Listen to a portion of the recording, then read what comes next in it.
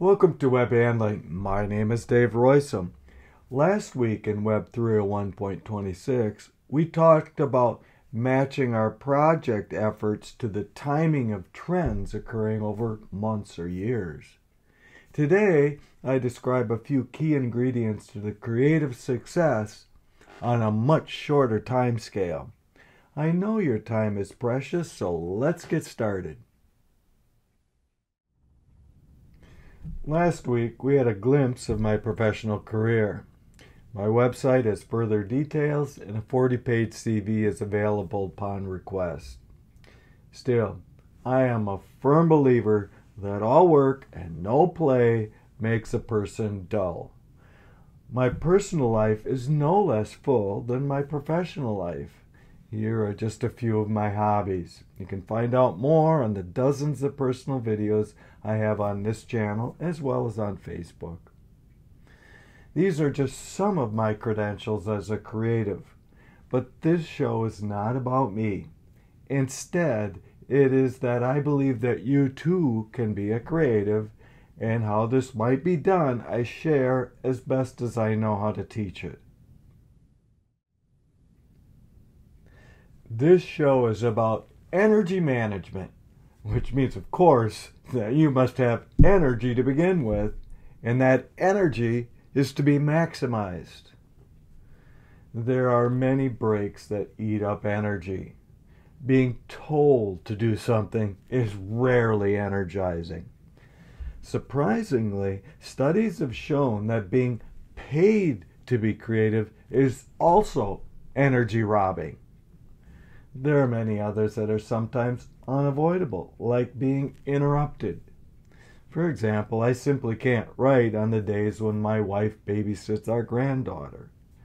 Being ill or tired is also often unavoidable. What is avoidable is thoughts that I can't do that because I don't have the time or talent. Fortunately, there are many energizing thoughts. The starting point is to notice, that looks pretty interesting. Then to realize that I know a bit about that subject. Yes, there's likely somebody or many somebodies that may know more, but those thoughts are breaks. With further study, you notice that people have done something remotely like that before. This is good because it may mean that you can do it too. Just because somebody is there first does not mean you shouldn't try it too. Because being a successful second is often best, as they say. Finally, you realize that roughly what it would take to do something like that, and notice that it doesn't break any laws of physics. Here is a graph of an energy curve. What is it? Pause the play button now and give it the thought it deserves, because this is central to the theme of this show. Did you figure it out? The answer is that this is a plot of my energy versus time of day, more commonly called biorhythms.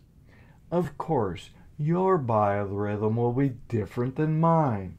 Also, everyone's varies with the day of the week, such as weekends being different than weekdays, and from day to day, depending largely on the events on our calendar.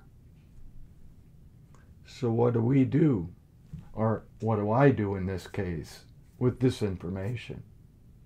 Pause the play button now and give it the thought it deserves, because it is central to the theme of this show. Did you figure it out? I use that self-awareness to time my most creatively demanding task to the peak of my biorhythms.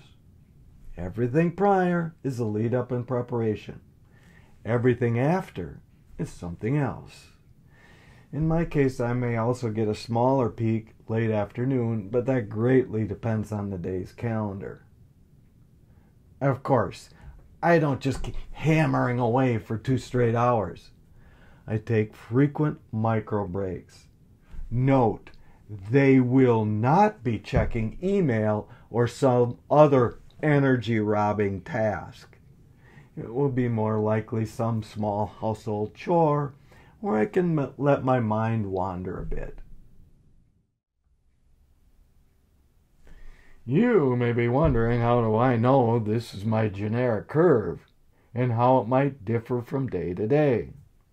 Well, all I can say is that I can easily sense it. This is common with many creatives in that they were continually probing and assessing their current energies. If the day is a bust, then go do something else. If this day is shaping up to be super productive, close that office door and close all those windows on your computer except the word processor if you're writing. This qualitative assessment may not be satisfying to some, so let me give you some quantitative metrics that are available for certain tasks. For a writer, it's easy. It's the number of finished pages that are in roughly decent shape and that don't have to be rewritten tomorrow. Computer programs can count the number of lines of finished code per hour. Finally, anyone can count the number of newish ideas that come up during the day. For me, those aha moments can vary from none to 1 or sometimes 2 a day. This is a generic biorhythm for a writer who likes to write super early in the morning, when it is quiet. By the way, my weekend curve is quite similar because I get up at 4 to 5 a.m. most days. However, optimum timing for other activities, such as exercise, will be different. So, maybe you write early morning and then go for a jog later in the morning. I am an ACA-rated whitewater kayak instructor. That means that, among other things, I can paddle well enough as well as I can teach. While I'm a good kayaker, I am not a great kayaker. But I have seen great kayakers. They can cross a small whitewater feature in 3 strokes, where it might take me 6 or more. We even teach people to count the number of strokes to see if everyone is placed just so to achieve the attain with minimal effort. That is, best placement, best timing, best angle, best pull, and so on. Of course, not every moment will be an aha moment, and not every minute will be in a state of flow. As Edison famously said, genius is 99% perspiration and 1% inspiration. At those times, it will seem like work, albeit hopefully pleasant work. So, reward yourself. But don't wait till the end of the project. Instead, reward yourself after every good work session. Everyone's reward system will be different, but for me it might be going to a plant store or playing a video game or buying a science fiction toy. Let's wrap this up with a few summary thoughts. First, we can all do better to manage the time and the energy we have at any one moment. Beware, however, that you also need to be prepared to do the work. Words do not magically appear on the page without some amount of blood, sweat, and tears. Second, don't give up before you even try. And don't give up when it gets hard, as it certainly will, as long as you are making progress. If you keep hammering away, you might surprise yourself on what you can accomplish. The final observations are the themes of this show.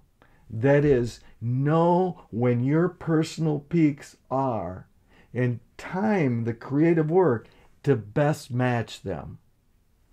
Also, try to make smooth transitions so that you don't burn up energy starting and stopping. In other words, make every stroke count. And don't forget to reward yourself. You deserve it. I hope you have enjoyed this sharing of ideas on how to manage your creative energies. Mark your calendars because you will absolutely want to stay tuned for next week's show. I have an exciting and fun new mini-series on this Life of an Engineer series that I call War Stories. If you have a topic you would like to hear about, let me know in the comment section below.